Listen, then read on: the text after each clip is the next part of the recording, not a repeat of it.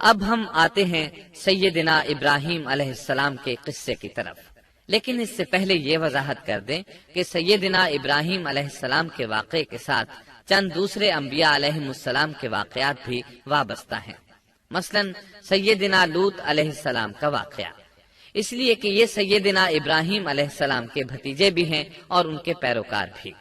اسی طرح آپ کے صاحبزادوں سیدنا اسماعیل اور سیدنا اسحاق علیہ السلام کے واقعات ساتھ ساتھ چلتے ہیں۔ اس کی وجہ یہ ہے کہ سیدنا اسماعیل علیہ السلام کی ولادت کے وقت ابراہیم علیہ السلام کی عمر 87 سال تھی، اور سیدنا اسحاق علیہ السلام کی پیدائش کے وقت سیدنا ابراہیم علیہ السلام کی عمر 100 سال تھی، جبکہ سیدنا ابراہیم علیہ السلام کی کل عمر 175 سال ہوئی، اس لیے ان کے واقعات ساتھ ساتھ چلتے ہیں۔ ابراہیم علیہ السلام کا قصہ سناتے ہوئے ان حضرات کا ذکر ساتھ ساتھ ضرور آئے گا، تو آئیے شروع کرتے ہیں قصہ ابراہیم علیہ السلام کا۔ صالح علیہ السلام کے بعد اللہ تعالیٰ نے سیدنا ابراہیم علیہ السلام کو مبعوث فرمایا۔ ابراہیم علیہ السلام جد الانبیاء ہیں، عظیم المرتبت اور اولو العزم پیغمبر ہیں۔ آپ کے والد کا نام طارق تھا، جبکہ اس کا لقب آزر تھا۔ آزر مدد کرنے والے کو کہتے ہیں۔ یہ شخص اپنے قبیلے کے افراد کی مدد کیا کرتا تھا، غمخواری کرتا تھا، اس لیے اس کا لقب آزر مشہور ہو گیا تھا۔ قرآن مجید میں ابراہیم علیہ السلام کا قصہ 73 مقامات پر ذکر ہوا ہے۔ یہ 73 مقامات 25 سورتوں میں ہیں، اور یہ بات ابراہیم علیہ السلام کے بلند مرتبت ہونے پر دلالت کرتی ہے۔ ابراہیم علیہ السلام بھی سام بن نوح علیہ السلام کی نسل سے ہیں۔ آپ کی پیدائش عراق کے مشہور شہر بابل میں ہوئی۔ یہ عراق کے شمال میں واقع تھا اور آج بھی موجود ہے۔ بہت بڑا شہر ہے، اس وقت بھی بڑی آبادی پر مشتمل تھا۔ یہاں بت پرستی عام ہو چکی تھی۔ اللہ تعالی سورۃ العنکبوت آیت 25 میں فرماتے ہیں، ابراہیم نے کہا کہ تم نے جن بتوں کی پرستش اللہ کے سوا کی ہے، انہیں تم نے اپنی آپس کی دنیاوی دوستی کے بنا پر معبود ٹھہرا لیا ہے۔ مطلب یہ کہ وہ لوگ اللہ کی عبادت بتوں کو اللہ کا شریک ٹھہرا کر کرتے تھے۔ ابراہیم علیہ السلام نے اپنے باپ سے اور اپنی قوم سے کہا کہ یہ مورتیاں جن کے تم مجاور بنے بیٹھے ہو کیا ہیں؟ انہوں نے جواب دیا، ہم نے اپنے باپ دادوں کو انہی کی عبادت کرتے پایا ہے۔ اللہ تعالیٰ ان کے بارے میں فرماتے ہیں، اے نبی، انہیں ابراہیم علیہ السلام کا قصہ سنا دو، جبکہ انہوں نے اپنے باپ اور اپنی قوم سے فرمایا، تم کس کی عبادت کرتے ہو؟ کہنے لگے، بتوں کی، ہم تو برابر ان کے مجاور بنے بیٹھے ہیں۔ ابراہیم علیہ السلام نے فرمایا، جب تم انہیں پکارتے ہو تو کیا وہ سنتے بھی ہیں یا تمہیں نفع اور نقصان پہنچا سکتے ہیں؟ انہوں نے کہا، یہ ہم کچھ نہیں جانتے، ہم نے تو اپنے باپ دادوں کو اسی طرح کرتے پایا ہے۔ مطلب یہ کہ یہ بت پرستی انہیں ورثے میں ملی تھی۔ وہ جن معبودوں کی عبادت کرتے تھے، نہ وہ ان کی پکار کو سنتے تھے، نہ ہی ان کے نفع و نقصان پر قادر تھے۔ اسی لیے ابراہیم علیہ السلام انہیں جھنجھوڑ رہے تھے، لیکن اندھی تقلید اور بشری عقل کے بیکار ہو جانے نے انہیں یہ سب سوچنے سے عاری کر دیا تھا۔ اللہ تعالیٰ نے ابراہیم علیہ السلام کی خصوصی رہنمائی فرمائی تھی، جیسا کہ سورۃ الانبیاء آیت 51 میں ہے، اور ہم نے ابراہیم کو پہلے سے ہدایت عطا فرما دی تھی اور ہم اسے جانتے تھے۔ ابراہیم علیہ السلام نے کبھی ایک لمحے کے لیے بھی بتوں کی پوجا نہیں کی تھی۔ آپ نے اپنی قوم کو بتوں کی پوجا کرتے دیکھا تو انہیں ملامت کی، ایک اللہ کی طرف دعوت دی، اور اس دعوت کی ابتدا انہوں نے اپنے باپ سے کی۔ اللہ تعالیٰ سورہ مریم میں فرماتے ہیں، اے نبی، کتاب میں ابراہیم کا ذکر کر، بے شک وہ سچا نبی تھا۔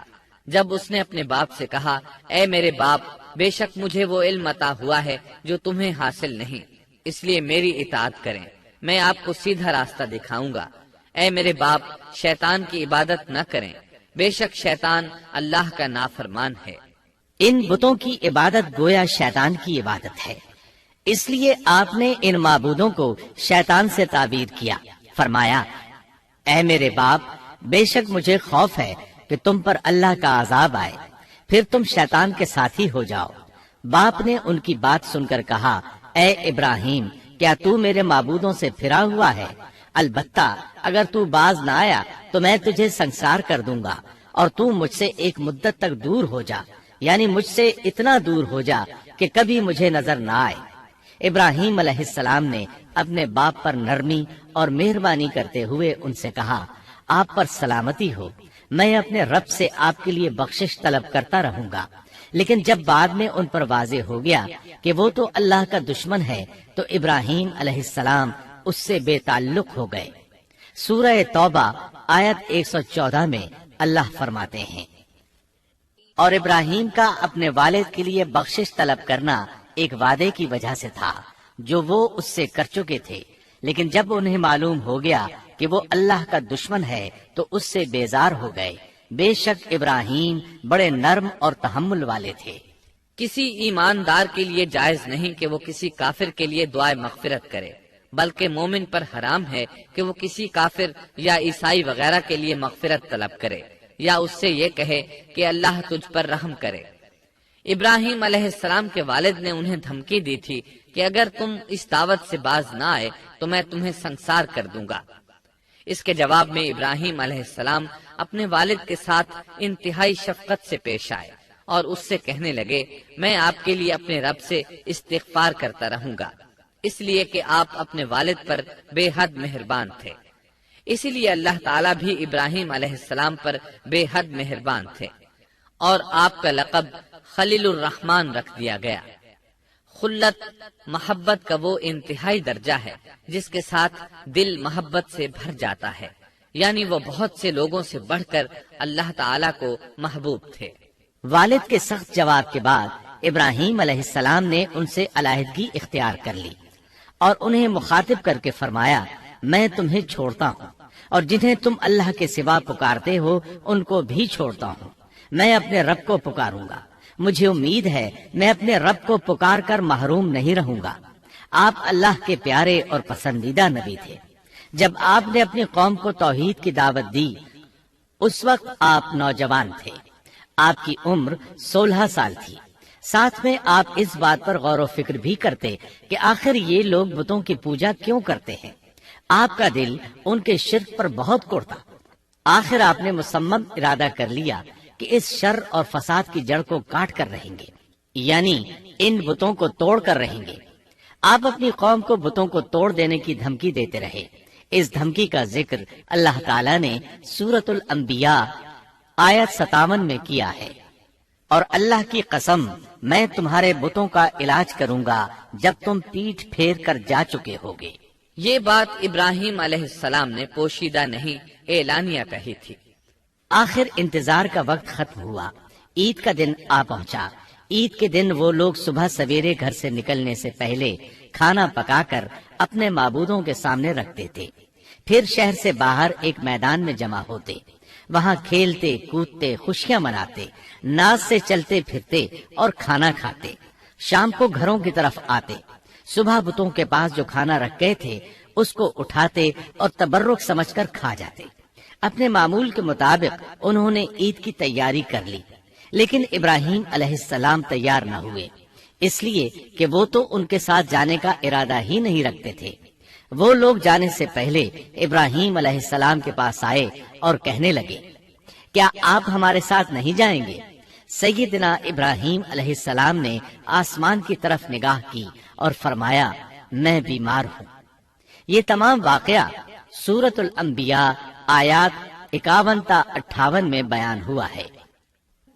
یقیناً ہم نے ابراہیم کو پہلے سے ہدایت فرما دی تھی اور ہم اسے جانتے تھے، جبکہ اس نے اپنے باپ سے اور اپنی قوم سے کہا کہ یہ مورتیاں جن کے تم مجاور بنے بیٹھے ہو کیا ہیں؟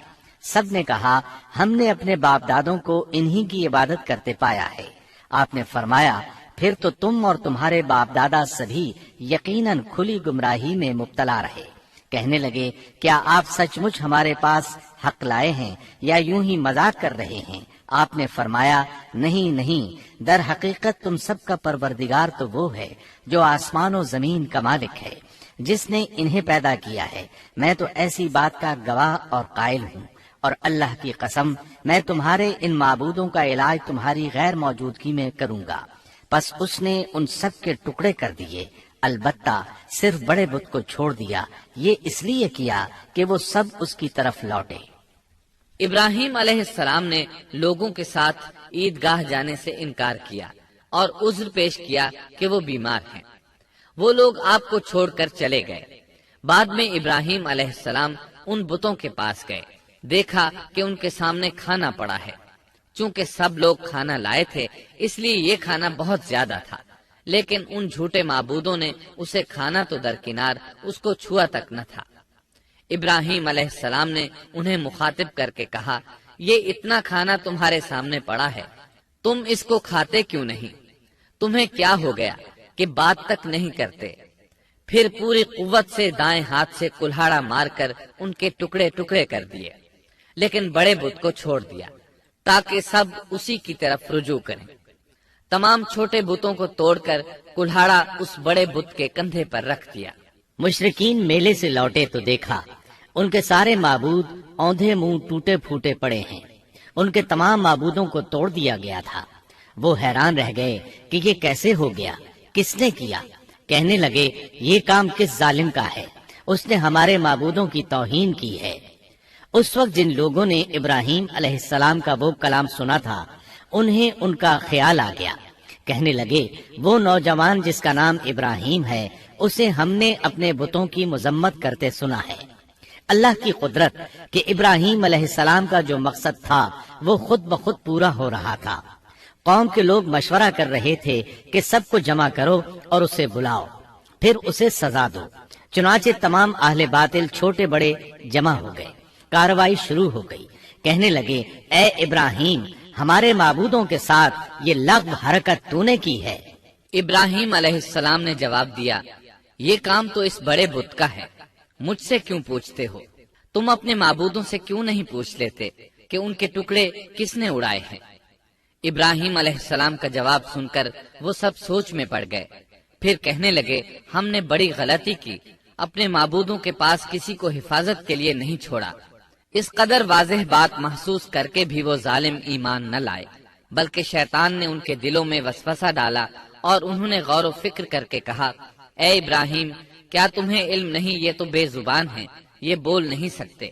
اب ابراہیم علیہ السلام نے فرمایا، تب پھر تم اللہ کے سوا اس چیز کی عبادت کرتے ہو جو تمہیں کچھ بھی نفع نہ دے سکے اور نہ نقصان پہنچا سکے۔ تعجب ہے تم پر اور ان پر بھی جنہیں تم اللہ کے سوا پکارتے ہو، کیا تم میں بالکل عقل نہیں؟ اس طرح ابراہیم علیہ السلام نے ان پر حقیقت خوب اچھی طرح واضح کر دی۔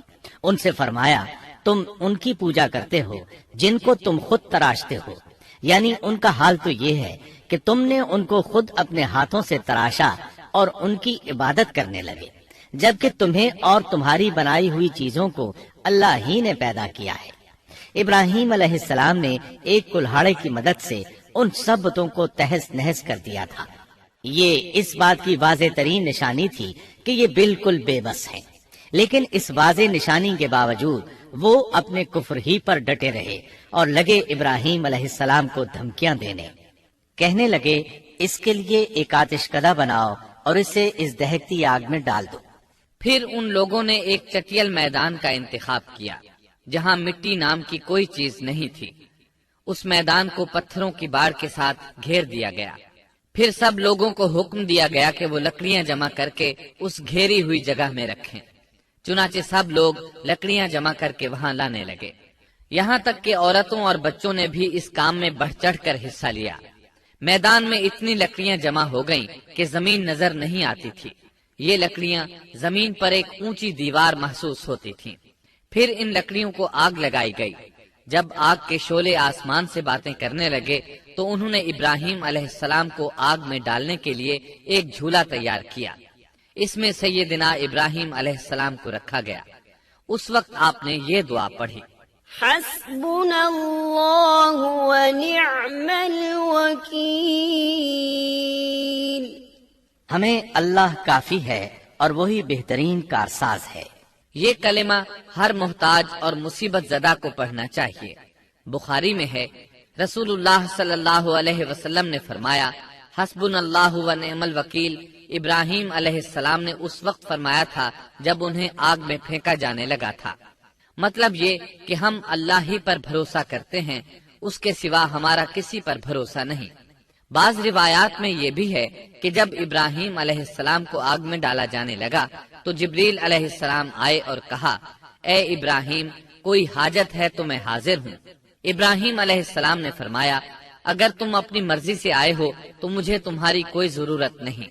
ایک دوسری روایت میں ہے کہ بارش کے فرشتے نے حاضر ہو کر کہا تھا، اے ابراہیم مجھے حکم دیجئے میں بارش برسا کر اس آگ کو بجھا دوں۔ لیکن ایسی تمام روایات ضعیف ہیں۔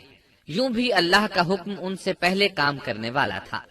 اللہ تعالیٰ سورہ انبیاء آیت 69 اور 70 میں فرماتے ہیں، ہم نے کہا اے آگ ابراہیم پر ٹھنڈی ہو جا اور سلامتی والی ہو جا، گو انہوں نے ابراہیم کا برا چاہا لیکن ہم نے انہیں ہی نقصان پانے والا کر دیا۔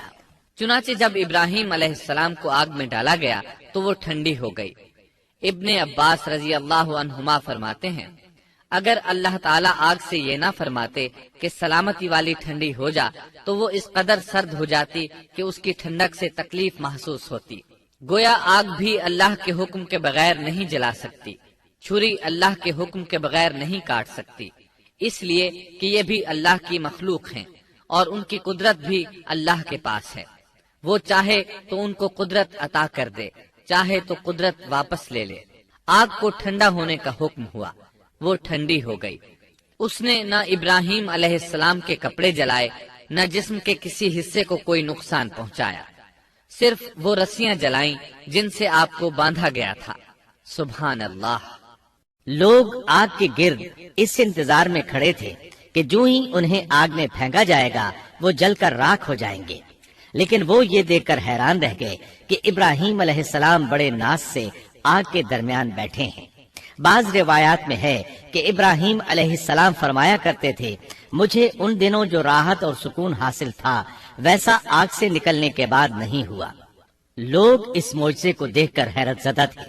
پھر ابراہیم علیہ السلام آگ سے نکلے۔ اتنا بڑا معجزہ دیکھنے کے باوجود لوط علیہ السلام کے سوا کوئی شخص پورے بابل شہر سے ان پر ایمان نہ لایا۔ اللہ تعالیٰ فرماتے ہیں، پس ابراہیم پر لوط ایمان لائے۔ مطلب یہ کہ پوری بستی سے لوط علیہ السلام تھے جو آپ پر ایمان لائے تھے، باقی تمام لوگ کفر ہی پر ڈٹے رہے۔ ابراہیم علیہ السلام ان کا رویہ دیکھ کر نا امید ہو گئے کہ اس سے بڑھ کر یہ کون سا معجزہ دیکھنا چاہتے ہیں۔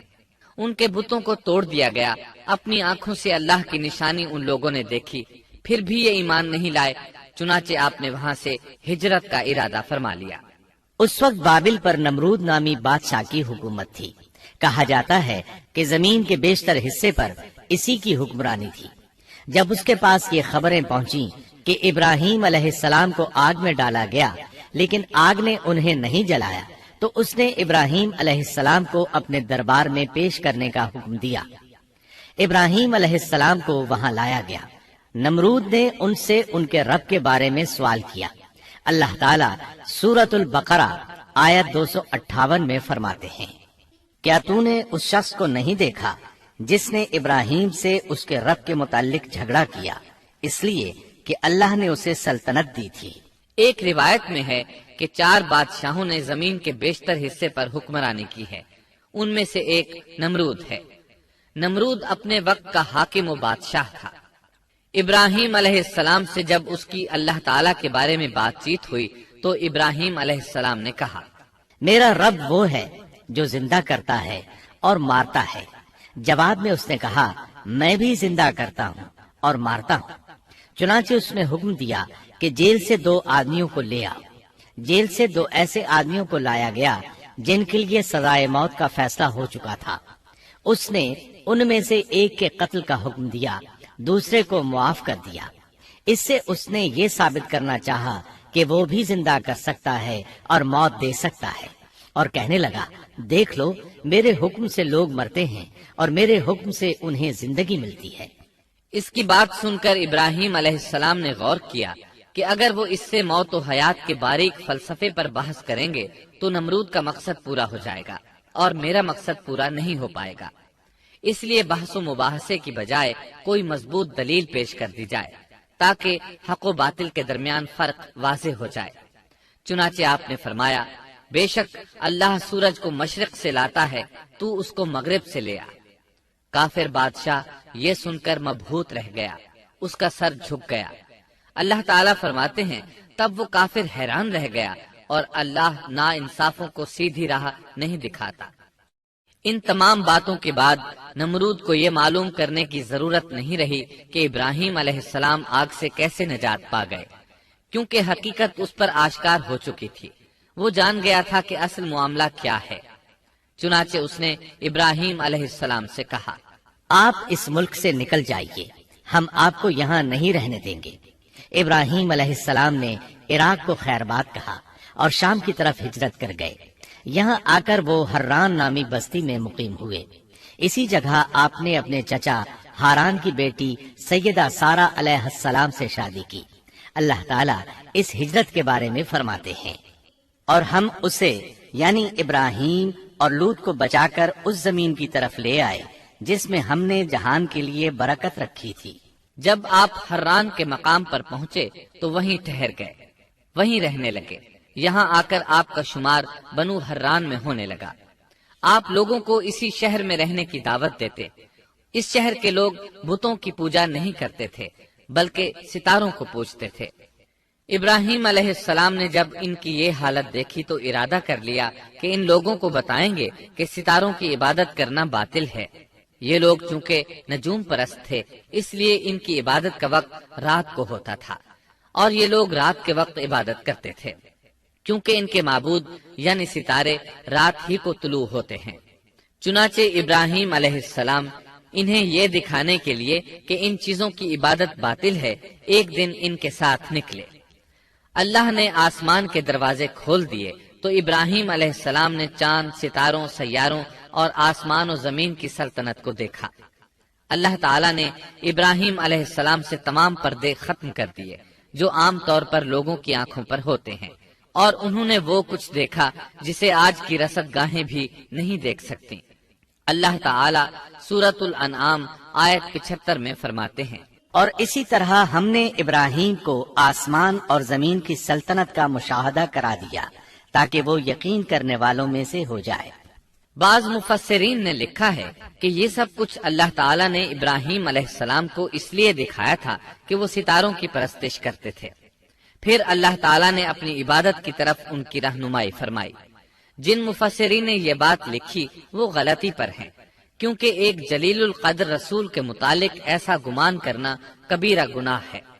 آسمان اور زمین کی سلطنت اور دیگر معجزات دکھانے کے بعد اللہ تعالیٰ فرماتے ہیں، آسمان اور زمین کی پیدائش یقیناً انسان کی پیدائش سے بہت بڑا کام ہے۔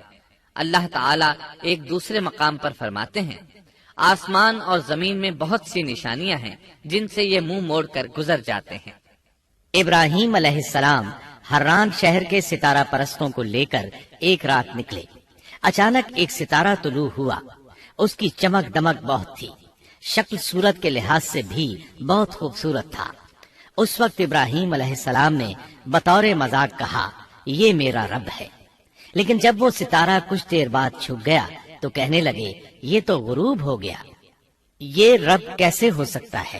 جو چھپ جائے وہ رب نہیں ہو سکتا، پس میں تو غروب ہونے والوں کو پسند نہیں کرتا۔ اگلے روز وہ پھر ان لوگوں کو ساتھ لے کر نکلے تو چاند کو دیکھا۔ یہ شکل صورت میں ستاروں سے کہیں زیادہ خوبصورت تھا، روشن تھا، لیکن یہ بھی غروب ہو گیا۔ تو ابراہیم کہنے لگے، اگر مجھے میرے رب نے ہدایت نہ کی تو میں گمراہ لوگوں میں شامل ہو جاؤں گا۔ اے اللہ، تو کہاں ہے؟ اپنی طرف میری رہنمائی کر۔ ان باتوں سے ابراہیم علیہ السلام ان لوگوں کو غور و فکر کی دعوت دے رہے تھے تاکہ وہ غور کریں، آخر رب چھپ کیسے سکتا ہے؟ اگر چاند رب ہے اور دن کے وقت کسی کو اپنے معبود کی حاجت ہوگی تو وہ کیا کرے گا؟ لہٰذا چاند کسی صورت رب نہیں ہو سکتا۔ پھر جب دن چڑھا اور سورج طلوع ہوا تو کہنے لگے، یہ میرا رب ہے، یہ تو سب سے بڑا ہے۔ پھر لوگوں کو مخاطب کر کے کہنے لگے، تم رات کو چھوٹے چھوٹے ستاروں کی پوجا کرتے ہو، کیوں نہ تم اتنے بڑے ایک ہی رب کی پوجا کر لو۔ لیکن جب وہ بھی غروب ہو گیا تو کہنے لگے یقیناً میں تمہارے شرک سے بیزار ہوں، یہ معبود کیسے ہو سکتے ہیں؟ ان میں تو تبدیلی آتی رہتی ہے، کبھی طلوع ہوتے ہیں کبھی غروب ہوتے ہیں۔ یہ اس بات کی دلیل ہے کہ یہ مخلوق ہیں اور ان کا خالق کوئی اور ہے جس کے حکم کے یہ تابع ہیں۔ جب یہ خود مخلوق ہیں اور کسی اور کے تابع ہیں تو کسی کو نفع نقصان پہنچانے پر کس طرح قادر ہو سکتے ہیں؟ پھر اپنی قوم کو مخاطب کر کے کہنے لگے میں اپنا رخ اس کی طرف کرتا ہوں جس نے آسمانوں کو یکسو ہو کر پیدا کیا، اور میں شرک کرنے والوں میں سے نہیں ہوں۔ اب بھی وہ اپنی بات پر اڑے رہے۔ تب آپ نے فرمایا تم مجھ سے اللہ کے بارے میں جھگڑ رہے ہو، مجھے تو اللہ راہ دکھا چکا ہے اور اس نے مجھے دلیل عطا فرمائی ہے۔ میں یقیناً جانتا ہوں کہ تمہارے تمام معبود بے بس اور بے طاقت ہیں۔ جاؤ تم سے اور تمہارے ان معبودوں سے جو ہو سکے کر لو، میرے رب کی مرضی کے بغیر کچھ بھی نہیں ہو سکتا۔ میرے رب نے ہر چیز کے علم کو اپنے گھیرے میں لے رکھا ہے، کیا پھر بھی تم نصیحت حاصل نہیں کرو گے؟ اور میں تمہارے معبودوں سے خوف کیوں کھاؤں؟ تم اللہ سے نہیں ڈرتے؟ ان کو اللہ کا شریک ٹھہرا رہے ہو۔ اللہ نے اس کی کوئی دلیل نازل نہیں کی۔ اگر تم میں صحیح علم ہے تو تم ہی بتلا دو کہ ہم دونوں جماعتوں میں سے امن کا زیادہ حقدار کون ہے؟ امن انہی کے لیے ہے جو ایمان لانے کے بعد دین کو شرک سے خلط ملط نہیں کرتے۔ حقیقت میں ہدایت یافتہ وہی لوگ ہیں۔ یہی ہمارے وہ دلائل تھے جو ہم نے ابراہیم علیہ السلام کو ان کی قوم کے مقابلے میں عطا کیے تھے، اور ہم جسے چاہیں مرتبے میں بڑھا دیں۔ بے شک تیرا رب بڑی حکمت والا ہے۔ ان لوگوں نے پھر بھی کفر ہی کیا، کوئی بھی ایمان نہ لایا۔ چنانچہ ابراہیم علیہ السلام نے ایک بار پھر ہجرت کی اور مصر جا پہنچے۔ مصر کے بادشاہ کو خبر ملی کہ ایک شخص ہجرت کر کے آیا ہے اور اس کے ساتھ ایک عورت ہے، وہ بہت زیادہ حسین و جمیل ہے۔ چنانچہ اس ظالم نے اپنے کارندوں کو بھیجا کہ اس عورت کو میرے پاس لے آؤ، ساتھ ہی اس سے پوچھنا کہ تمہارے ساتھ جو آدمی ہے وہ کون ہے، اگر وہ اس کا خاوند ہو تو اسے قتل کر دینا۔ ادھر بادشاہ نے اپنے کارندوں کو حکم دیا، ادھر اللہ نے ابراہیم علیہ السلام کی طرف وحی بھیج دی۔ انہوں نے سارا علیہ السلام سے کہا اگر وہ تجھ سے میرے بارے میں پوچھیں تو بتا دینا تم میری بہن ہو۔ پھر سارا سے بولے اے سارا، روئے زمین پر میرے اور تیرے سوا کوئی مومن نہیں، یعنی یہ کافروں کی سرزمین ہے، یہاں کوئی مومن نہیں، اس لحاظ سے تم میری دینی بہن ہو۔ پھر بادشاہ نے ابراہیم علیہ السلام کو پیش کرنے کا حکم دیا۔ اس نے آپ سے پوچھا یہ عورت کون ہے؟ آپ نے فرمایا یہ میری بہن ہے۔ اس طرح ابراہیم علیہ السلام کی زندگی میں 3 موقع ایسے آئے کہ انہوں نے اللہ کے دین کی حمایت اور مدافعت کے لیے توریہ کیا۔ توریہ کا مطلب یہ ہے کہ واقعہ کچھ اور ہو لیکن کوئی شخص کسی خاص مصلحت کی وجہ سے اسے 2 معنی والے الفاظ کے ساتھ اس انداز میں بیان کرے کہ سننے والا اس واقعہ کو نہ سمجھ سکے بلکہ اس کا ذہن خلاف واقعہ چیز کی طرف منتقل ہو جائے۔ شریعت نے بعض مخصوص حالات میں اس کی اجازت دی ہے۔ وہ 3 مواقع جہاں ابراہیم علیہ السلام نے توریہ فرمایا ان کی وضاحت کچھ اس طرح ہے۔ ایک یہ کہ آپ نے میلے پر نہ جانے کی غرض سے ان لوگوں سے کہا تھا کہ میں بیمار ہوں۔ دوسرے موقع پر یہ فرمایا تھا یہ کام اس بڑے سردار بت کا ہے۔ تیسرے سارا علیہ السلام کو دینی بہن قرار دیا۔ اس ظالم بادشاہ نے سارا علیہ السلام کو اپنی تحویل میں لے لیا۔ جب سارا علیہ السلام کو معلوم ہوا کہ وہ ایک بدکار شخص ہے تو انہوں نے اللہ تعالیٰ سے دعا کی، اے اللہ تجھے معلوم ہے میں تجھ پر اور تیرے نبی پر ایمان لائی ہوں اور اپنے جسم کو اپنے خاوند کے سوا ہر ایک سے محفوظ رکھا ہے، لہٰذا آپ اس کافر کو مجھ پر مسلط نہ کیجیے گا۔ چنانچہ اس کافر بادشاہ نے جب سیدہ سارا کو پکڑنے کے لیے اپنا ہاتھ بڑھایا تو اس کا ہاتھ شل ہو گیا اور اپنی جگہ پر جم گیا۔ وہ لگا چیخ پکار کرنے، اس میں اتنی طاقت نہ رہی کہ اپنے ہاتھ کو حرکت دے سکے۔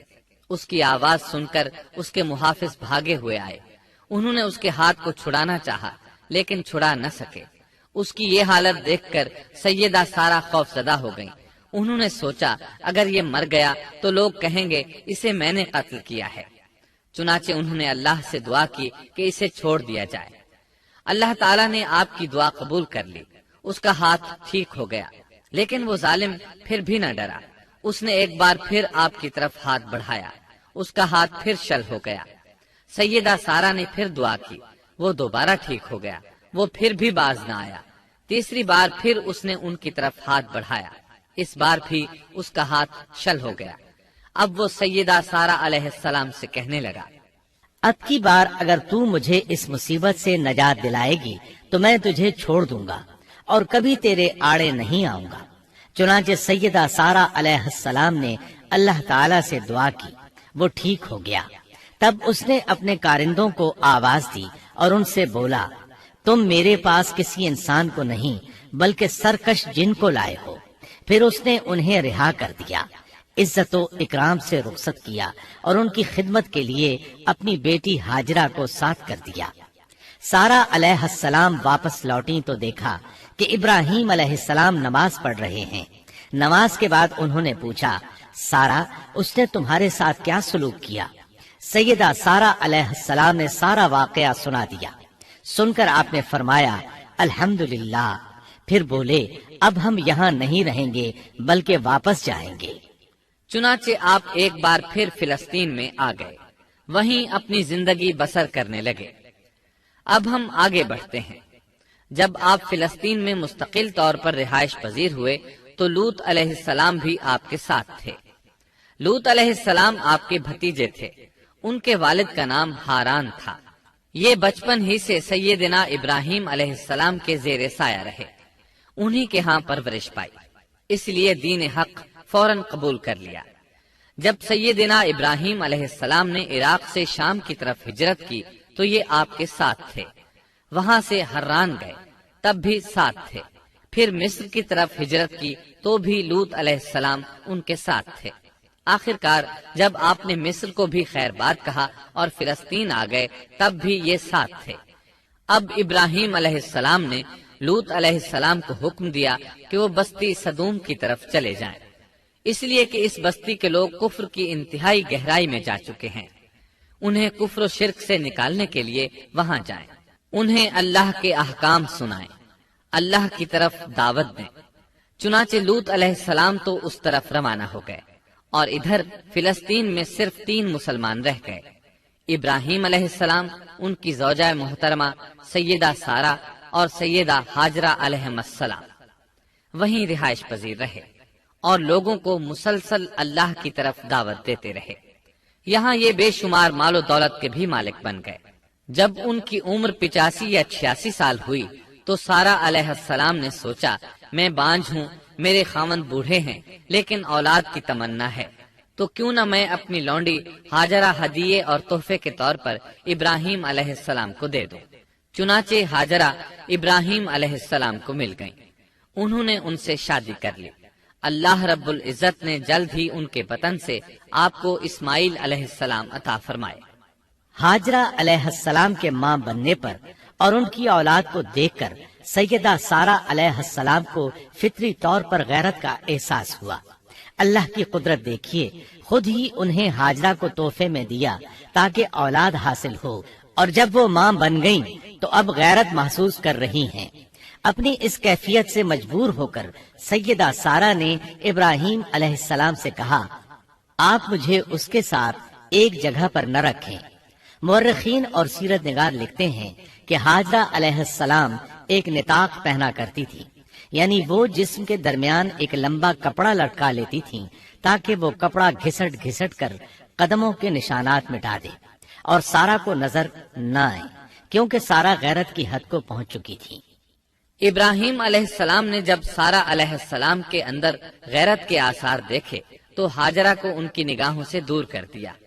ادھر اللہ کا حکم بھی نازل ہو گیا کہ اپنی بیوی ہاجرہ اور دودھ پیتے بچے اسماعیل کو ساتھ لے لیں اور مکہ کی طرف رخ کر لیں۔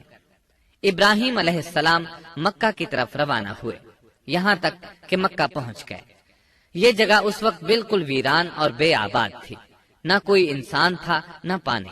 نہ نباتات کے آثار تھے، غرض کوئی چیز نظر نہیں آتی تھی، بس پہاڑوں کے درمیان ایک بے آب و گیاہ میدان تھا۔ یہی وہ مقدس اور تاریخی وادی تھی جہاں ابراہیم علیہ السلام اپنی زوجہ اور لخت جگر کو چھوڑ کر واپس پلٹے۔ سیدہ ہاجرہ علیہ السلام کو بہت حیرت ہوئی، انہیں یہ امید نہیں تھی کہ ان کے خاوند انہیں ایک بے آباد جگہ تنہا چھوڑ کر چل دیں گے، اس پر بچے کی ذمہ داری الگ تھی۔ چنانچہ انہوں نے ابراہیم علیہ السلام کو آواز دی، لیکن انہوں نے مڑ کر بھی نہ دیکھا۔ اب وہ ان کے پیچھے آئیں اور قریب پہنچ کر بولی، اے ابراہیم، ہمیں کہاں چھوڑے جا رہے ہو؟ یہاں نہ پانی، نہ خوراک، نہ کوئی انسان۔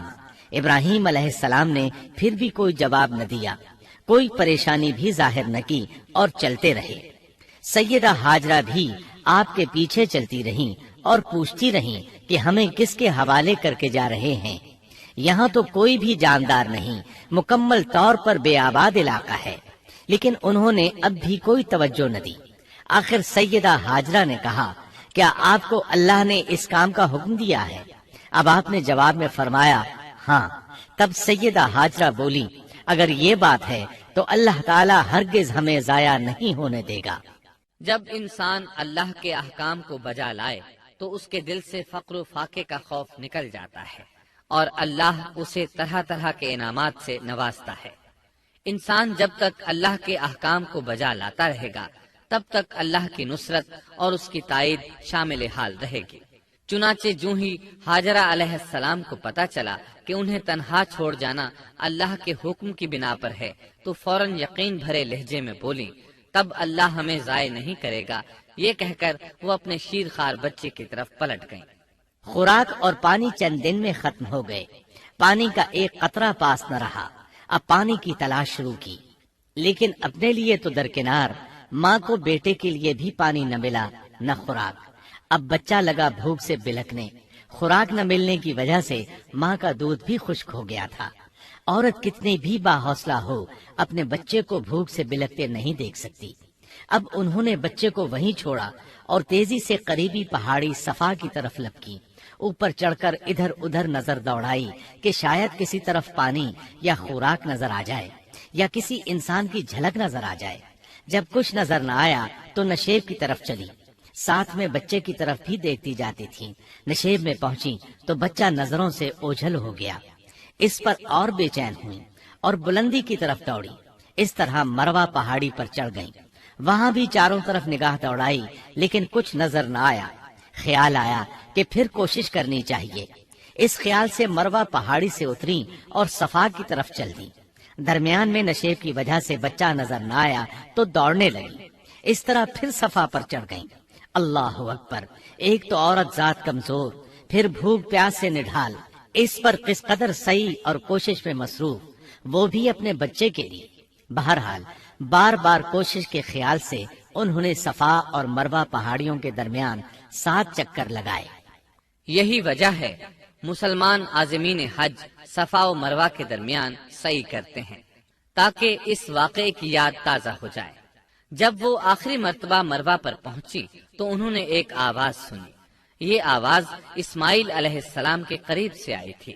انہوں نے پوری توجہ سے آواز کو سننے کی کوشش کی اور جلدی سے اسماعیل کے قریب پہنچی۔ کیا دیکھتی ہیں؟ اسماعیل کے قدموں کے نیچے سے پانی پھوٹ رہا ہے، کیونکہ جبریل علیہ السلام کو اللہ نے اس صابرہ خاتون کی مدد کے لیے بھیجا تھا۔ انہوں نے زمزم والی جگہ پر اپنا پر مارا تو اسماعیل کے قدموں کے پاس سے ایک عظیم چشمہ رحمت نمودار ہوا۔ مستقبل کے پیغمبر کے قدموں کے نیچے سے اللہ نے جبریل فرشتے کے ذریعے زمین پھاڑ کر پانی نکال دیا۔ یہی آب زمزم کا آغاز تھا۔ ہاجرہ علیہ السلام پانی کو آنکھیں پھاڑ پھاڑ کر حیرت سے دیکھ رہی تھی۔ ان کی خوشی کی انتہا نہ رہی جب انہوں نے دیکھا پانی پھوٹ پھوٹ کر چاروں طرف بہ رہا ہے۔ زمین ہموار تھی، اس لیے انہوں نے زمین کو کھودنا شروع کر دیا تاکہ پانی ادھر ادھر نہ بہ جائے۔ پھر انہوں نے اس گڑھے کے چاروں طرف پتھر رکھ دیے اور زبان سے بولی، زم زم، اس کا مطلب ہے رک جا۔ نبی اکرم صلی اللہ علیہ وسلم کا فرمان ہے، اللہ اسماعیل کی والدہ پر رحم فرمائے، اگر وہ جلد بازی سے کام نہ لیتی تو زمزم ایک بہنے والا چشمہ ہوتا، لیکن انہوں نے اس کے گرد بند باندھ دیا۔ انہیں دراصل اس وقت پانی کی شدید ضرورت تھی، اس لیے انہوں نے پانی کو اپنے پاس جمع کر لیا تاکہ بہہ کر ضائع نہ ہو جائے۔ انہوں نے اسماعیل کو پانی پلایا، خود بھی خوب پیا، اور یہ اللہ تعالیٰ کی طرف سے ان کی مہمان نوازی تھی۔ وہاں کوئی اور انسان نہیں تھا، نہ کھانے کی کوئی چیز تھی، بس یہی آب زمزم ان کے لیے کھانے اور پینے کا کام دے رہا تھا۔ اب چونکہ زمزم ایک چشمہ بن گیا تھا، اس لیے پرندے بھی آنے لگے۔ انہی دنوں عرب کے قبیلوں میں سے ایک قبیلہ بنو جرہم یمن کو خیر باد کہہ کر اس طرف آ رہا تھا۔ یمن میں ایک بہت بڑا ڈیم تھا، پہاڑوں کے درمیان انہوں نے پانی کو روک کر ایک بہت بڑا بند قائم کر رکھا تھا، اس سے پورا سال آسانی سے کھیتی باڑی کرتے تھے۔ اس ڈیم کی بدولت ان کا آب پاشی کا نظام بہت اچھا تھا۔ جب اس ڈیم کو اللہ تعالیٰ نے توڑا تو تمام لوگ وہاں سے منتشر ہو گئے اور جزیرہ عرب کے اطراف میں منتقل ہونے لگے۔ وہیں سے ہجرت کرنے والا ایک قبیلہ بنو جرہم تھا۔ یہ لوگ بنیادی طور پر عرب تھے۔ یہ قبیلہ سفر میں رہتا، جہاں کہیں پانی اور چراگاہ نظر آتے وہیں پڑاؤ ڈال دیتے۔ جب وہاں خوراک ختم ہو جاتی تو آگے سفر شروع کر دیتے۔ چونکہ وہ بہت بڑے تاجر تھے، اس بنا پر ان راستوں سے خوب واقف تھے۔ انہیں چشموں کا خوب علم تھا۔ ملک شام کی طرف بھی ان کی آمد و رفت تھی۔ یہ قبیلہ بنو جرہم مکہ کے قریب پہنچا تو فضا میں پرندوں کو منڈلاتے پایا۔ کہنے لگے ان پرندوں کی موجودگی میں ضرور کوئی راز ہے۔ اب انہوں نے اپنے کچھ آدمی اس طرف بھیجے۔ یہ لوگ جلد ہی چشمے تک پہنچ گئے۔ انہوں نے وہاں ایک عورت اور اس کے بچے کو پایا۔ پھر وہ لوگ ان کے پاس آئے، وہاں پڑاؤ ڈالنے کی اجازت مانگی۔ سیدہ ہاجرہ نے فرمایا، ٹھیک ہے، لیکن شرط یہ ہے کہ تمہیں اجرت ادا کرنا ہوگی۔ ان کے لیے یہ سستا سودا تھا۔ ان کے پورے قبیلے کو سامان زندگی مل رہا تھا، جبکہ صرف ایک عورت اور اس کے بیٹے کی ذمہ داری ان پر عائد ہو رہی تھی۔ انہوں نے فوراً حامی بھر لی اور وہاں رہائش اختیار کر لی۔ اس طرح یہ لوگ سیدہ ہاجرہ علیہ السلام کی معیشت کا ذریعہ بن گئے، اور اس طرح سیدنا اسماعیل علیہ السلام بنو جرہم میں پرورش پاتے رہے۔ انہوں نے ان لوگوں سے عربی سیکھ لی اور ان سے بھی زیادہ عربی دان بن گئے۔ فصاحت اور بلاغت سے عربی میں بات چیت کرنے لگے۔ پھر ان کی اس قبیلے میں شادی ہو گئی۔ ان کی اولاد سے عرب قوم کا آغاز ہوا۔ انہی میں سے سرور کائنات محمد صلی اللہ علیہ وسلم کی ولادت باسعادت ہوئی۔ بنو جرہم کی آمد اور آبادی ابراہیم علیہ السلام کی دعا کا نتیجہ تھی۔ جب انہوں نے اپنی بیوی اور بچے یعنی دو کمزور انسانوں کو اس ویران جگہ چھوڑا تھا تو یہ دعا مانگی تھی، اے ہمارے پروردگار، میں نے اپنی کچھ اولاد اس بے آباد جنگل میں تیرے حرمت والے گھر کے پاس بسائی ہے۔ یہاں یہ سوال پیدا ہوتا ہے کہ کیا اس وقت بیت اللہ کی تعمیر ہو چکی تھی؟ درست بات یہ ہے کہ اس وقت خانہ کعبہ کی تعمیر نہیں ہوئی تھی۔ پھر سوال پیدا ہوتا ہے کہ کیا ابراہیم علیہ السلام کے زمانے سے پہلے اس کی تعمیر ہو چکی تھی یا صرف جگہ ہی معروف تھی؟ اس بارے میں دو طرح کی روایات ہیں۔ بعض میں آتا ہے کہ صرف اس کی جگہ معروف تھی، اور بعض میں ہے کہ ابراہیم علیہ السلام سے پہلے شیس علیہ السلام نے اس کو تعمیر کیا تھا، اور وہ گردش ایام کے ساتھ ساتھ منہدم ہو کر ختم ہو گیا۔ لیکن بہرحال اس کی جگہ معلوم تھی اور وہی پہلا گھر تھا، جیسا کہ اللہ نے خبر دی ہے۔ اللہ تعالیٰ نے پہلا گھر جو لوگوں کے لیے مقرر کیا تھا وہی ہے جو مکہ میں ہے، اور وہ پوری دنیا کے لیے برکت اور ہدایت والا ہے۔ ابراہیم علیہ السلام نے اللہ تعالیٰ سے یہ دعا مانگی تھی، اے ہمارے پروردگار، میں نے اپنی کچھ اولاد اس بے کھیتی کے جنگل میں تیرے حرمت والے گھر کے پاس بسائی ہے۔ اے ہمارے پروردگار، یہ اس لیے کہ وہ نماز قائم کریں، پس تو کچھ لوگوں کے دلوں کو ان کی طرف مائل کر دے اور انہیں پھلوں کی روزیاں عطا فرما تاکہ یہ شکر گزاری کریں۔ دن گزرتے رہے اور اسماعیل علیہ السلام بنو جرہم کے ماحول میں عمر کی منزلیں طے کرتے رہے اور وہ ہوش سنبھالنے کے قریب ہو گئے۔ ابراہیم علیہ السلام ہر سال ایک دو بار اپنے گھرانے کی دیکھ بھال کے لیے چکر لگاتے تھے۔ جب اسماعیل علیہ السلام نے ہوش سنبھالا تو ایک بار پھر ایک عظیم آزمائش کا وقت آ گیا۔ ہوا یوں کہ ایک مرتبہ ابراہیم علیہ السلام مکہ تشریف لائے، ایک جگہ آرام کے لیے بیٹھے کہ نیند کی وادی میں پہنچ گئے۔ نیند میں انہوں نے خواب دیکھا کہ اپنے لخت جگر کو اپنے ہاتھ سے ذبح کر رہے ہیں، ساتھ ہی آنکھ کھل گئی۔ ابراہیم علیہ السلام جانتے تھے کہ انبیاء کرام کے خواب حقیقت ہوتے ہیں، اللہ کی طرف سے وحی ہوتے ہیں، اور شیطان کسی صورت ان کے خواب میں نہیں آ سکتا، لہذا انہوں نے اس خواب کے مطابق عمل کرنے کا پختہ ارادہ کر لیا، کسی قسم کی پریشانی کا شکار نہ ہوئے۔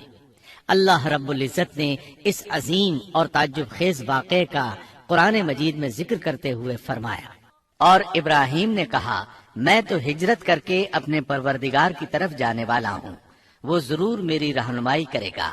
اے میرے رب، مجھے نیک بخت اولاد عطا فرما۔ تو ہم نے ایک بردبار بچے کی بشارت دی۔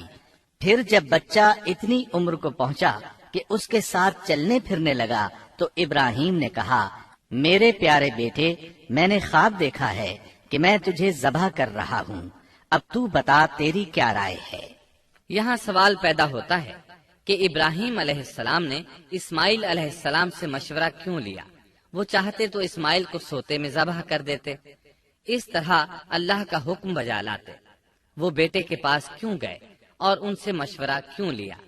جی ہاں، یہ مسئلہ یاد رکھنے کے قابل ہے کہ ہر مسلمان پر لازم ہے کہ وہ اپنے دوسرے مسلمان بھائی کو اجر و ثواب میں شامل کرنے کی کوشش کرے۔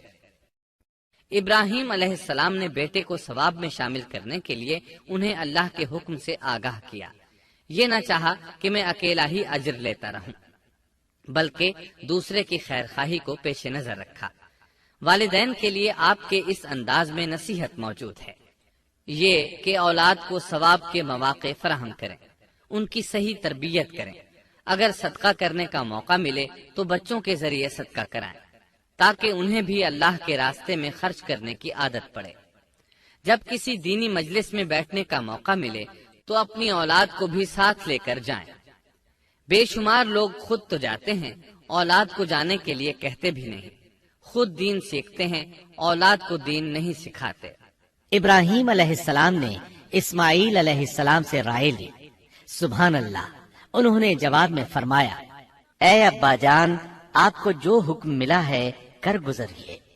یہ نہیں کہا کہ مجھے تو حکم نہیں ہوا، بلکہ فوراً سر تسلیم خم کر دیا، اس لیے کہ وہ جانتے تھے انبیاء کا خواب حقیقت پر مبنی ہوتا ہے، اللہ کی وحی ہوتا ہے، اس لیے بالکل پریشانی ظاہر نہ کی۔ یہ تک نہ پوچھا مجھے کیوں ذبح کر رہے ہیں، یا میرا کیا جرم ہے، یا آپ کے پاس کون سا صریح حکم آیا ہے۔ انہوں نے ایسی کوئی بات نہ کہی۔ اللہ کی فرما برداری اسی کو کہتے ہیں۔ چنانچہ اپنے باپ سے کہا اے ابا جان، آپ کو جو حکم ہوا ہے اس کو کر گزریے، انشاءاللہ آپ مجھے صبر کرنے والوں میں پائیں گے۔ علماء کرام فرماتے ہیں اس جملے سے ان کا انتہائی ادب اور احترام شامل ہے، اور اس میں زبردست توکل موجود ہے۔ یہ نہیں کہا کہ آپ مجھے صبر کرنے والوں میں سے پائیں گے، بلکہ آپ نے اللہ کی مشیت کو جملے میں شامل کیا اور فرمایا انشاءاللہ آپ مجھے صبر کرنے والوں میں سے پائیں گے۔ لہٰذا مسلمانوں کو دھوکے میں نہیں پڑنا چاہیے۔ یہ نہ کہے میں سفر کروں گا، میں فلاں کام کروں گا، میں فلاں کام کے کرنے کی طاقت رکھتا ہوں، بلکہ یوں کہے اللہ نے چاہا تو میں سفر کروں گا، اللہ نے چاہا تو فلاں کام کروں گا۔ اپنے علم اور طاقت کے دھوکے میں پڑنا سراسر نادانی ہے۔ ہر چیز کا تعلق اللہ سے قائم کرے، جیسا کہ اللہ تعالیٰ فرماتے ہیں اور ہرگز ہرگز کسی کام پر یوں نہ کہنا کہ میں اسے کل کروں گا، مگر ساتھ ہی انشاءاللہ کہہ لینا۔ اپنی زبان کو اللہ کے ذکر سے سجا کر رکھو اور ہمیشہ اپنے معاملات کو اللہ کی طرف لوٹاؤ۔ بہرحال باپ بیٹا دونوں ہی مصمم ارادے کے ساتھ اللہ کا حکم پورا کرنے کے لیے پیش ہو گئے۔ اسماعیل علیہ السلام نے اپنے والد محترم سیدنا ابراہیم علیہ السلام سے کہا جب آپ مجھے ذبح کرنے لگیں تو میری پیشانی کو زمین پر رکھ دیجیے گا تاکہ آپ کو میرا چہرہ نظر نہ آئے اور کہیں آپ کے ہاتھ رک نہ جائیں۔ چہرہ دیکھ کر آپ پر شفقت پدری غالب نہ آ جائے۔ اب ابراہیم علیہ السلام نے بیٹے کی پیشانی پکڑ کر زمین پر لٹا دیا، جیسا کہ اللہ تعالیٰ نے فرمایا۔ جب دونوں مطیع ہو گئے اور ابراہیم نے اسے پیشانی کے بل لٹا دیا، اب انہوں نے چھری پکڑی اور گردن پر چلا دی، لیکن چھری نے گردن نہ کاٹی، بالکل اسی طرح جیسے آگ نے ابراہیم کو نہیں جلایا تھا، اس لیے کہ چھری میں کاٹنے کی طاقت اور آگ میں جلانے کی صلاحیت اللہ کے حکم کے بغیر نہیں آ سکتی۔ اللہ نے دونوں سے یہ طاقتیں سلب کر لیں۔ اب ابراہیم زور لگا رہے ہیں، ادھر اسماعیل علیہ السلام کہہ رہے ہیں، ابا جان جلدی کیجئے، چھری چلائیے۔ اللہ تعالیٰ نے اس واقعے کا ذکر یوں فرمایا ہے، جب وہ دونوں مطیع ہو گئے اور ابراہیم نے اسے پیشانی کے بل لٹا دیا۔ اس مطیع ہونے سے مراد اللہ کے حکم کو نافذ کرنا ہے۔ اب ظاہر ہے مطیع تو وہ پہلے بھی تھے، لیکن یہاں اسلما یعنی مطیع ہونے سے مراد کامل اسلام ہے، نہایت واضح اور حقیقی اسلام مراد ہے، اس لیے کہ کامل اسلام وہی ہوتا ہے جس میں بغیر کسی تردد اور توقف کے اللہ کے امر اور نہی کی تصدیق کی جائے۔ یہ تھا حقیقی اسلام۔ ہاں تو چھری چلتی رہی، گلا نہ کٹا، اس لیے کہ امتحان اور آزمائش کی تکمیل ہو چکی تھی۔ یہ بات ثابت ہو چکی تھی کہ اللہ کا حکم نافذ کرنے میں دونوں پوری طرح کوشاں ہیں۔ اللہ تعالیٰ بھی فرما برداری ہی کا صلہ عطا فرماتے ہیں۔ چنانچہ آواز آئی، قد صدقت الرؤيا ہم نے اسے پکارا، اے ابراہیم تو نے خواب کو سچ کر دکھایا، یقیناً ہم اسی طرح نیکوکاروں کو جزا دیا کرتے ہیں۔ یقیناً یہ ایک کھلی آزمائش تھی۔ تاریخ کا ایک عظیم ترین امتحان اور کڑی آزمائش دنیا کو آج بھی حیرت میں ڈال دیتی ہے۔ کون ہے جو بیٹے کو ذبح کرنے پر تیار ہو جائے، خاص طور پر اس صورت میں جب اولاد بھی اکلوتی ہو، جس کی وجہ سے 86 سال کے بعد آنگن میں بہار آئی ہو۔ پھر اس کی قربانی کا بھی واضح حکم نہیں دیا گیا تھا، اشارتاً خواب میں رہنمائی کی گئی تھی۔ آپ کہہ سکتے تھے یہ قتل اور سنگین جرم ہے، کہہ سکتے تھے اپنے بیٹے کو کس جرم میں قتل کروں، لیکن آپ نے بغیر کسی تعامل کے سر تسلیم خم کر دیا اور اس عظیم امتحان میں کامیاب ہوئے۔ اللہ فرماتے ہیں، وإبراهيم الذي وفى اور ابراہیم وہ ہیں جنہوں نے وفاداری کی۔ اس آیت میں یہ نہیں بتایا گیا کہ کس چیز میں وفاداری کی، اس لیے کہ وہ تو ہر معاملے میں مکمل طور پر وفاداری کا مظاہرہ کر چکے تھے۔ آگ میں ڈالے جانے والا معاملہ، بیوی اور بچے کو لق و دق میدان میں چھوڑ آنے کا معاملہ، پھر ذبح کا امتحان، تعمیر بیت اللہ کی مشقت، غرض ہر معاملے میں وفادار تھے، حتیٰ کہ اپنا مال اللہ کے راستے میں خرچ کرنے میں اس قدر وفادار کہ ابو زیفان کے لقب سے مشہور ہو گئے۔ اس کا معنی ہے مہمان نواز۔ کسی مہمان کو دسترخوان پر اپنے ساتھ بٹھائے بغیر ایک لقمہ نہیں کھاتے تھے، باہر نکلتے مہمان تلاش کرتے، پھر اس کے ساتھ مل کر کھانا کھاتے، مہمان نہ ملتا تو سخت غمگین ہو جاتے۔ اس طرح انہوں نے اللہ کے ہر حکم کی پاسداری کی۔ ذبح والے اس امتحان کا اللہ نے انہیں کیا صلہ دیا؟ اللہ فرماتے ہیں، ہم نے اسے عظیم ذبیحے کا بدلہ عطا کیا۔ ہاں تو ہم بتا رہے تھے چھری نے گلا نہ کاٹا۔ ایسے میں ابراہیم علیہ السلام نے ایک آواز سنی، آواز پیچھے سے آئی تھی۔ انہوں نے مڑ کر دیکھا، جبریل علیہ السلام نظر آئے۔ وہ آسمان سے ایک مینڈھا لے کر آئے تھے، دنیا کے مینڈھوں میں سے نہیں بلکہ جنت کا مینڈھا لائے تھے۔ سیدنا عبداللہ بن عباس رضی اللہ عنہما سے روایت ہے کہ وہ میڈھا جنت میں 40 سال تک چرتا رہا۔ سفید رنگ، کشادہ آنکھوں، خوبصورت سینگوں والا حسین و جمیل میڈھا تھا۔ بہرحال یہ ابراہیم علیہ السلام کی وفاداری کا بدلہ تھا جو اسماعیل علیہ السلام کے فدیے میں دیا گیا، اور پوری امت مسلمہ کے لیے حکم ہو گیا کہ اللہ کی رضا کے لیے قربانی اور ہدی پیش کرتے رہیں۔ کعبے کے پاس حرم الہی میں ہر سال یہ سنت ادا کی جاتی ہے، اور ان کے ساتھ ساتھ پوری زمین کے تمام خطوں پر بسنے والے مسلمان بھی اس عظیم فرمانبرداری کی علامت کے طور پر قربانیاں پیش کرتے ہیں۔ مینڈھے کے ذکر کا مطلب یہ ہے کہ ہم سنت ابراہیمی پر گامزن ہو جائیں، یہ میڈھا ہمیں اللہ کے لیے قربانی کا سبق دیتا ہے۔ ہمیں چاہیے سنت ابراہیمی کی اقتدا کرتے ہوئے ہم اپنی جانوں، اپنی اولاد اور اپنے مالوں کو اللہ کی راہ میں قربان کرنے کے لیے تیار ہو جائیں۔ اللہ تعالیٰ فرماتے ہیں، اور ہم نے اسے عظیم ذبیحہ عطا کیا اور ہم نے اس کا پچھلوں میں ذکر خیر چھوڑا، سلامتی ہو ابراہیم پر۔ اسی طرح ہی ہم نیکوکاروں کو جزا دیتے ہیں، یقیناً وہ ہمارے مخلص بندوں میں سے تھا۔ اور اسی طرح اللہ فرماتے ہیں، اور ہم نے اسے نیکوکار نبی اسحاق کی ولادت کی خوشخبری سنائی۔ یہ خوشخبری فلسطین کی طرف واپس لوٹنے کے بعد سنائی گئی۔ ایک اکلوتے بیٹے کی قربانی کے لیے تیار ہو جانے کے صلے میں اور سارہ علیہ السلام کی عظمت اور تکریم کے مد نظر اللہ تعالی نے اسحاق کی خوشخبری سنا دی۔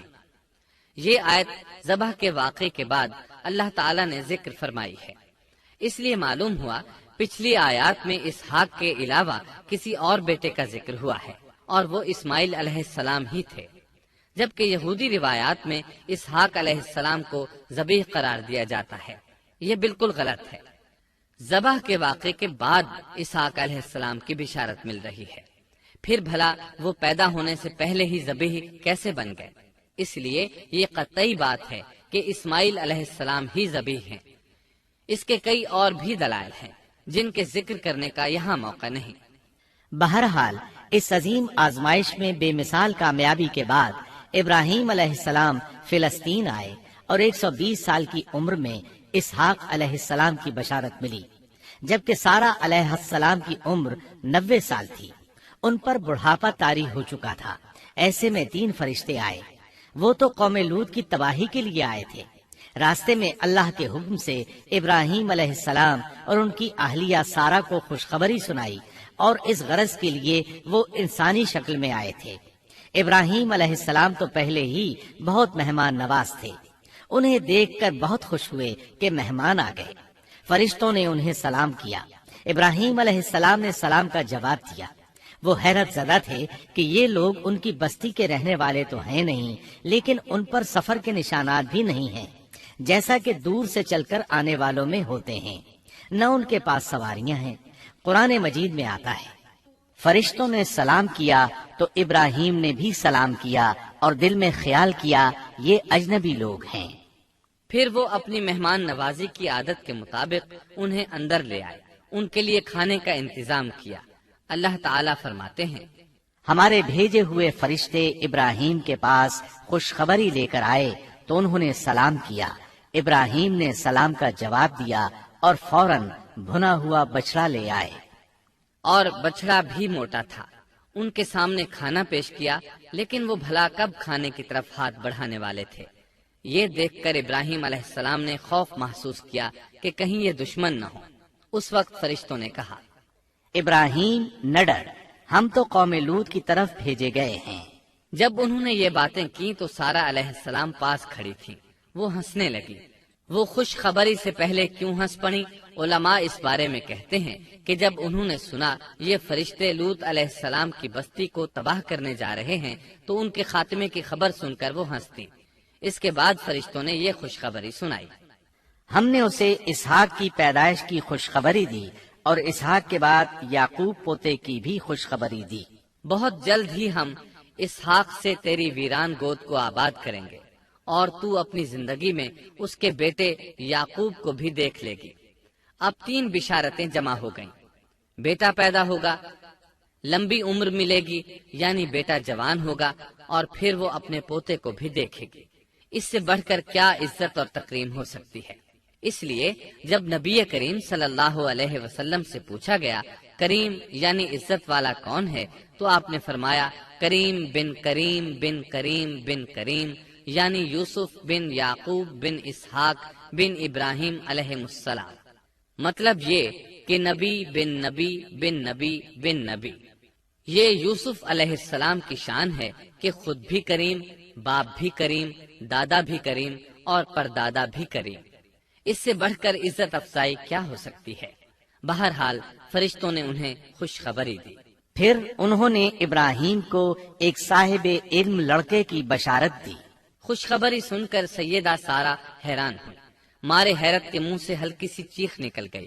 انہوں نے اپنے رخسار پر ہاتھ مارا جیسا کہ عورتوں کی عادت ہوتی ہے، کہنے لگی، ہائے افسوس، کیا میں بچہ جنوں گی حالانکہ میں بانجھ ہوں اور میرے خامند بوڑھے ہیں؟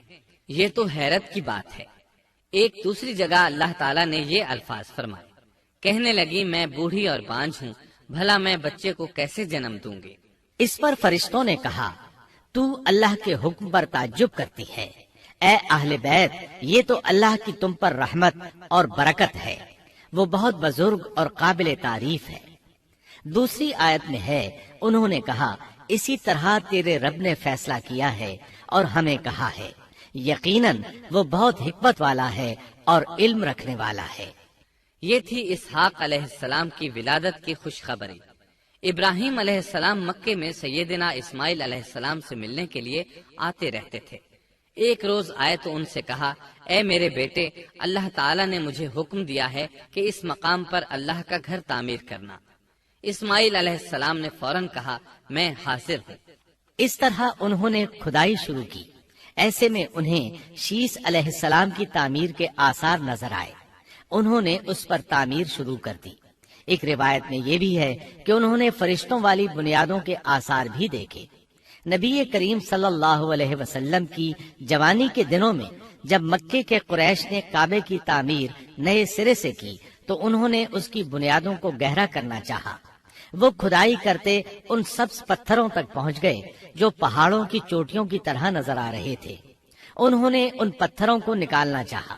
ایک شخص نے کدال کے ذریعے ایک پتھر کو باہر نکالا تو اس کے نیچے سے اتنا نور نکلنے لگا کہ قریب تھا وہ شخص اندھا ہو جاتا۔ پھر پتھر خود بخود نیچے جا گرا اور اپنی جگہ پر جم گیا۔ اس کے بعد لوگوں نے ان پتھروں کو ہاتھ نہ لگایا اور تعمیر شروع کر دی۔ قرآن مجید میں تعمیر کعبہ اور بیت اللہ کا تذکرہ اس طرح آیا ہے، اور جب ہم نے بیت اللہ کے مکان میں ابراہیم کو جگہ دی اور فرمایا کہ میرے ساتھ شرک نہ کرنا اور میرے گھر کو طواف، قیام اور رکوع و سجود کرنے والوں کے لیے پاک رکھنا، اور فرمایا، بے شک لوگوں کے لیے جو پہلا گھر تعمیر کیا گیا ہے وہ مکہ میں ہے، وہ جہان والوں کے لیے برکت اور ہدایت کا ذریعہ ہے، اس میں واضح نشانیاں ہیں، مثلا مقام ابراہیم، تو جو کوئی حرم میں داخل ہوگا وہ امن میں آ جائے گا۔ اور فرمایا، اور یاد کرو اس وقت کو جب ابراہیم کو اس کے پروردگار نے کئی باتوں کے ذریعے آزمایا، وہ ان میں پورے اترے تو اللہ نے فرمایا، میں آپ کو تمام لوگوں کا امام بنا رہا ہوں۔ ابراہیم نے کہا، اے میرے رب، میری اولاد میں سے بھی امام بنائیے۔ جواب میں اللہ نے فرمایا، میرا امامت کا وعدہ ظالم لوگوں کے لیے نہیں ہے۔ اور اس وقت کو یاد کرو جب ہم نے بیت اللہ کو ثواب اور امن کی جگہ بنا دیا اور لوگوں نے مقام ابراہیم کو جائے نماز بنا لیا۔ ہم نے ابراہیم کو حکم دیا کہ میرے گھر کو طواف، اعتکاف، رکوع اور سجود کے لیے پاک رکھو، اور وہ وقت بھی یاد رکھو جب ابراہیم نے دعا کی، اے پروردگار، اس شہر کو امن والا بنا دے اور اس کے مومن بندوں کو پھلوں کا رزق عطا کر۔ اللہ تعالیٰ نے فرمایا، میں کافروں کو بھی تھوڑا فائدہ دوں گا، پھر انہیں آگ کے عذاب کی طرف بے بس کر دوں گا، یہ پہنچنے کی جگہ بری ہے۔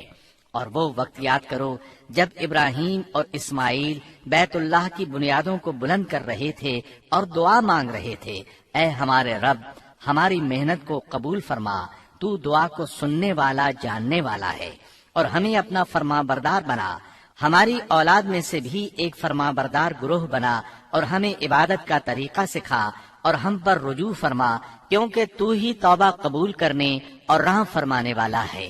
اے ہمارے رب، ان لوگوں میں انہی میں سے ایک رسول بھیج جو ان پر تیری آیات کی تلاوت کرے اور انہیں کتاب و حکمت سکھائے، انہیں پاک کرے، یقیناً تو غالب حکمت والا ہے۔